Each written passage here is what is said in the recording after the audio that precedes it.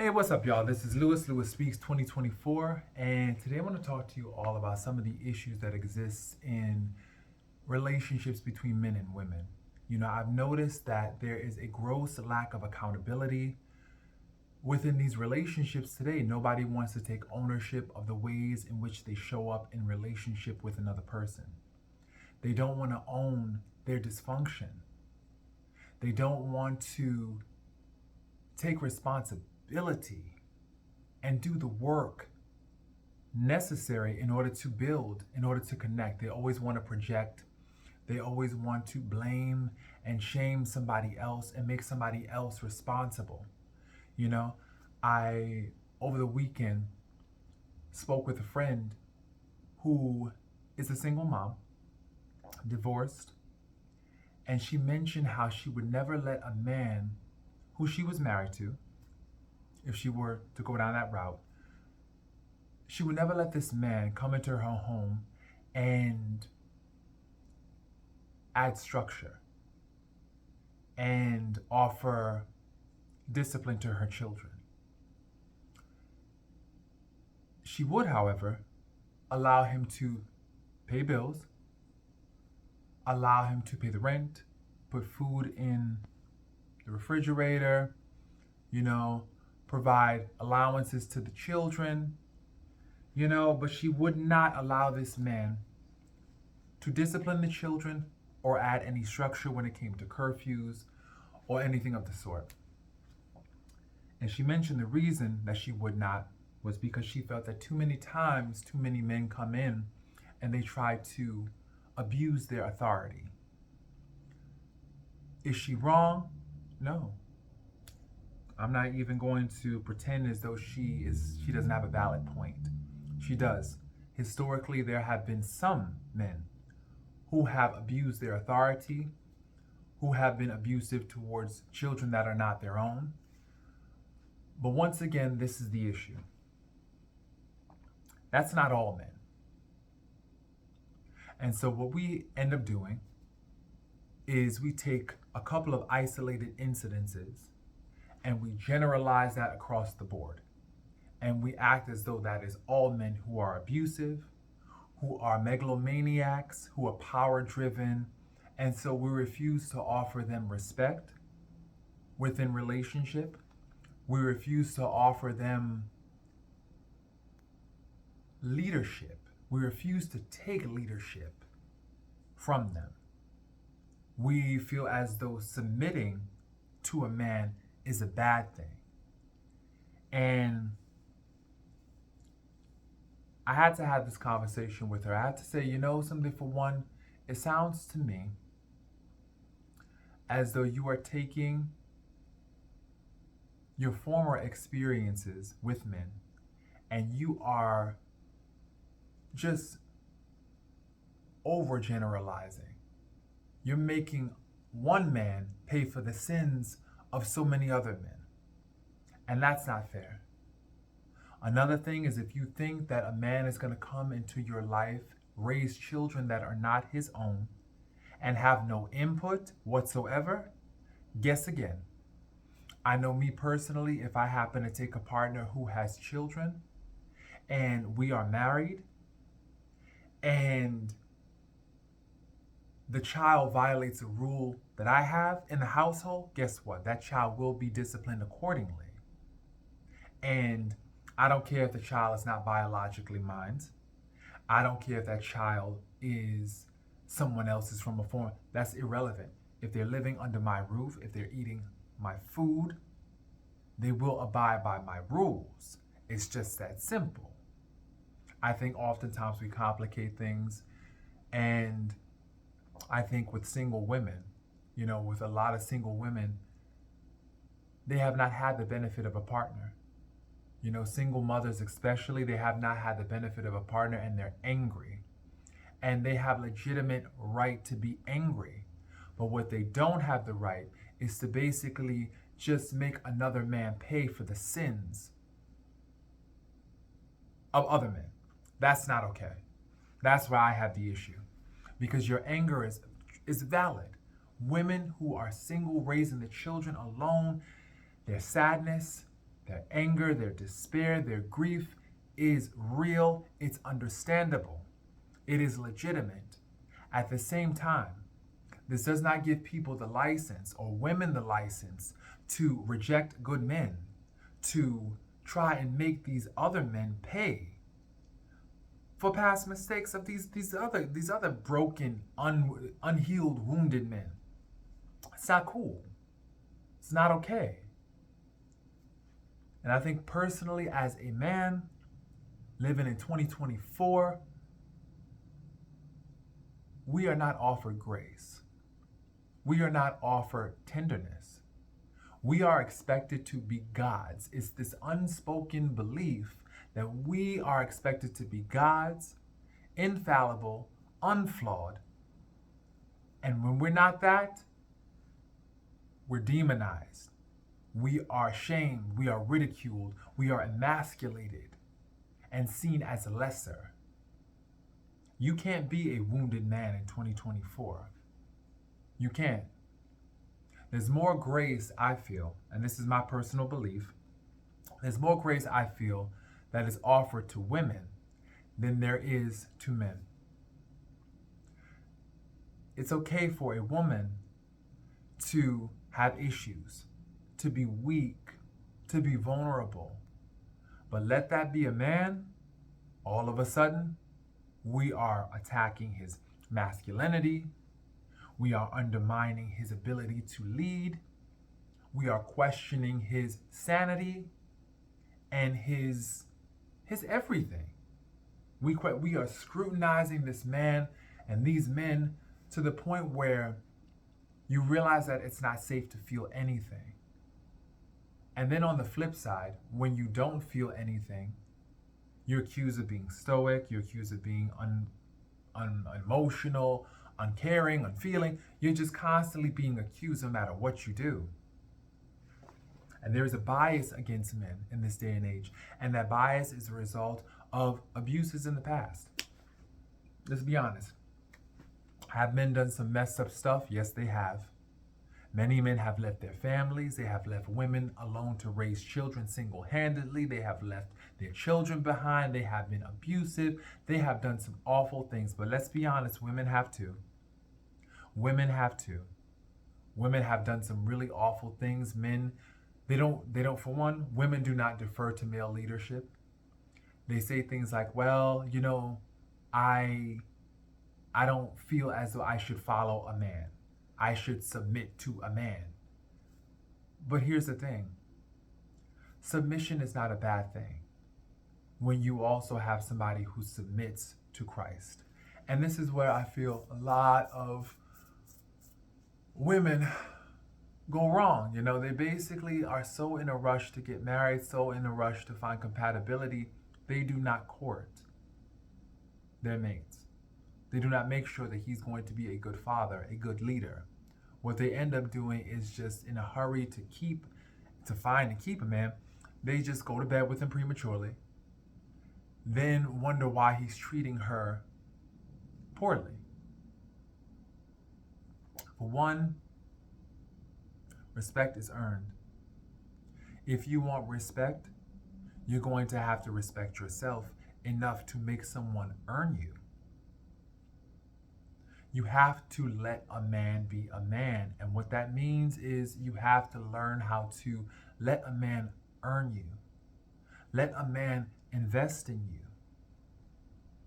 And men, we're not off the hook.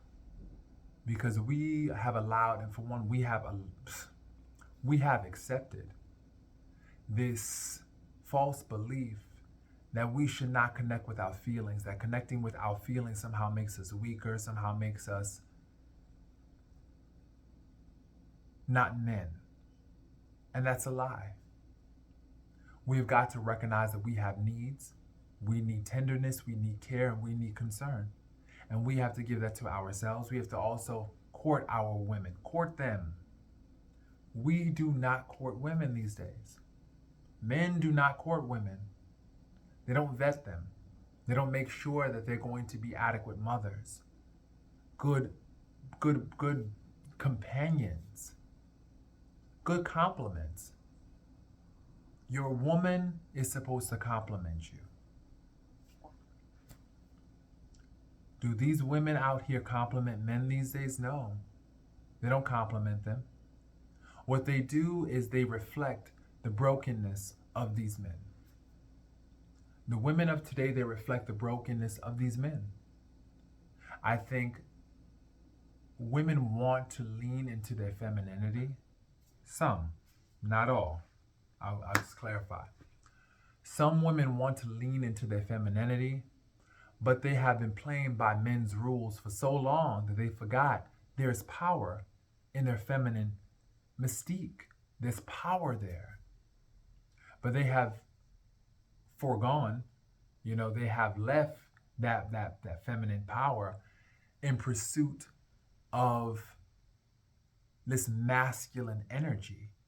And I've noticed that a lot of women have adopted this masculine energy. And of course, we have both energies in us. We have the feminine and the masculine, but a lot of women have been evicted from their feminine energy. And a lot of women have left and abandoned their feminine energy in pursuit of identifying with the masculine. And when you abandon your feminine energy, there's a grief that haunts. We're just going to say that. There's a grief that haunts. And I think a lot of women, they're haunted. They're haunted by the grief of this self-abandonment. They feel that in an effort to survive, patriarchy, in an effort to survive this man's world, they've had to become men. And there's a sadness. There's a sadness when you have to become something that you're not in order to survive. There's a grief that happens. And I think that there's a lot of women out here right now grieving the loss of their feminine energy. And they don't even recognize it. They don't even understand that one of the manifestations of this grief is an anger and a hardness that just obstructs their ability to really connect with themselves, that obstructs their ability to really trust male leadership and lean into it.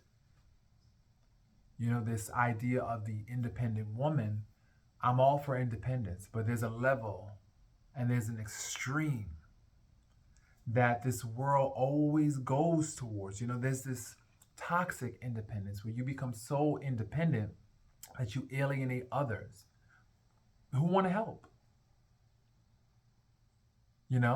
Women say they want a good partner. Really? Okay. So the good partner comes along. And what ends up happening? Oh, this is too good to be true. There must be something wrong with this person. So then we scrutinize it, we question it, we suspect it to the point where we grieve it, and it goes away. Because people can only be what you think they are. That's the thing. They can only be and do to you what you think they are and what you think they'll do. I realize that there's a lot of just broken perceptions about men, broken perceptions about women. And this is why men and women are colliding. There's a lot of collision happening right now between the sexes. And no one's getting along. Everybody's trying their best to pretend as though they don't need anyone. Everybody's trying to pretend as though they're self-sufficient. And the thing about it is we are interdependent. We need one another. We also need a higher power. We need someone telling us what's right and what's wrong. Because if left to our own devices, we see what happens. Look at the world. Everybody has a different definition of what's right and what's wrong. And what's happening is that there's this collision. People are not getting along. There's no unity. There's no harmony. There's discord. There's distrust. People are just, they're not happy. They're not happy. And so doing it their way, are they happy? Of course not. But everybody out here these days, they want to try to sell you this belief that you don't need anyone. You don't need God. But that's a lie. That is a lie. And we have believed so many lies. This is why we are going at each other. This is why we are going at each other's throat. And I'm just thinking that for women, what I think women need to recognize is the importance of courtship, the importance of taking your time to get to know who you're dealing with. Men need to learn the same thing. They need to learn how to court and date because they have gotten so used to casual encounters. They have gotten so used to just hitting it and quitting it that they don't want to invest. And so the thing about it is this: women have got to learn that they need to require an investment. You need to require an investment. You need to require, what are your requirements? This is not about having unrealistic expectations. No, because unrealistic expectations will not get you anywhere but disappointed. But this is about having realistic requirements. There's nothing wrong with having standards, but you have to, for one, make sure that they are realistic. You also have to assess whether or not your standards are a direct result of trauma. Your standards are a direct result of you trying to have somebody else pay for the mistakes of your past. You know, because there's a lot of people always trying to recoup in every situation that they get into. They're always trying to exact a price from every person. They're going to make the whole world pay. You know? I think it was an episode of Living Single where Maxine and Regine, they went to a seminar, and one of the facilitators, she mentioned to Maxine that she was an emotional extortionist, something along that vein, but she borrowed the grief of other men and she wanted to pay them back with interest. That's what I think a lot of women these days are trying to do. They borrow the grief of other men, and so what they want to do, they want to pay them back with interest. They want to exact a high price in these relationships as a way to recoup for former mistakes of their past. And you can't use a relationship as a way to settle old scores. You can't do that. You can't use a relationship as a means of recouping past losses. You can't do that, because then what you end up doing is you're making somebody else pay. You're making somebody else pay for the mistakes of another person. And that's a lack of accountability. You're trying to shirk that responsibility onto somebody else whose fault, that's not even their fault. And so that's what I think a lot of people are doing, both men and women.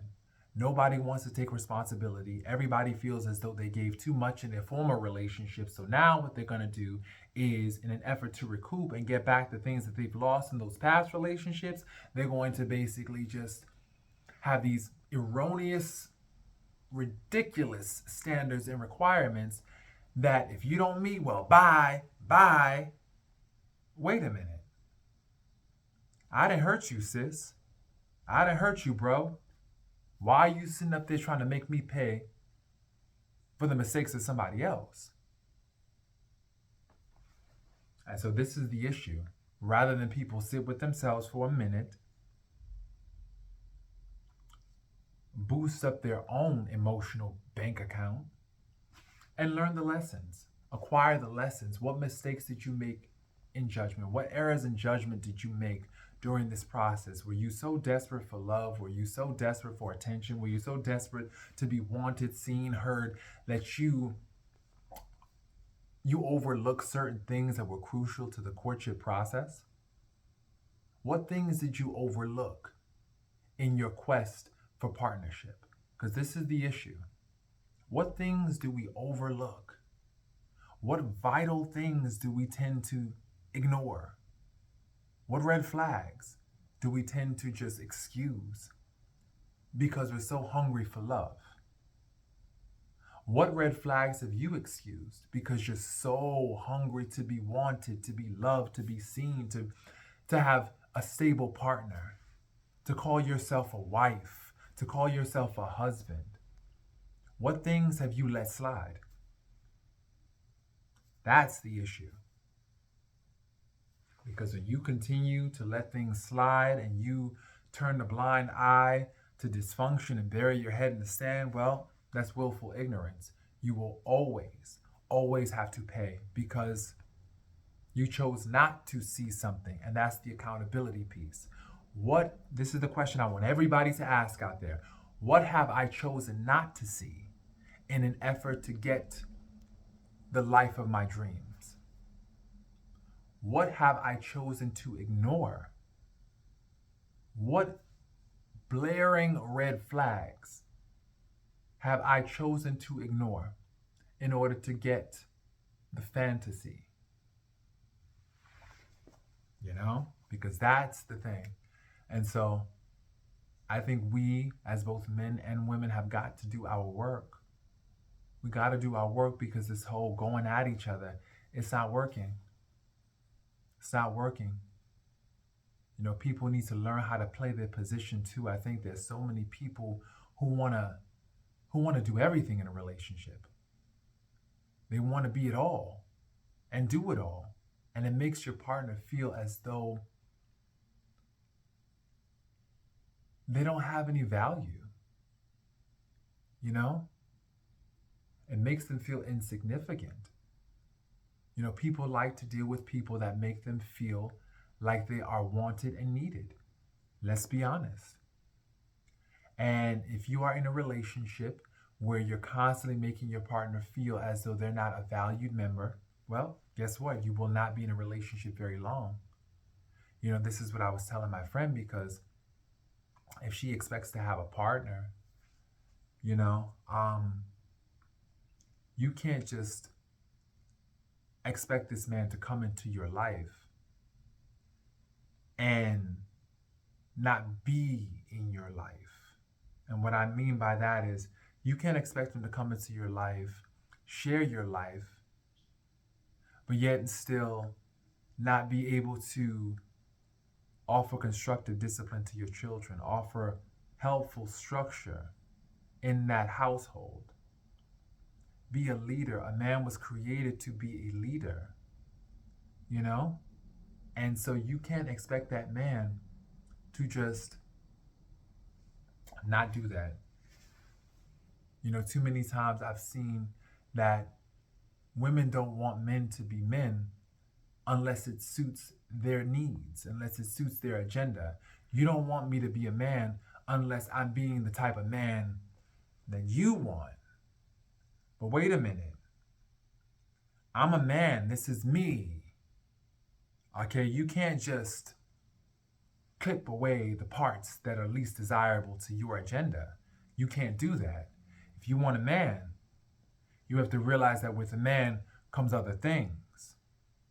A man is not going to be as communicative as a woman is. Traditionally. Of course, this is not be all to end all. Everybody's different. But a man is not going to be as overly friendly. They're not going to be this. So if you want a man, you have to realize that a man is going to be a man, and you have to allow space for that man to be a man without trying to shame the parts of him that are masculine. You want a protector, provider.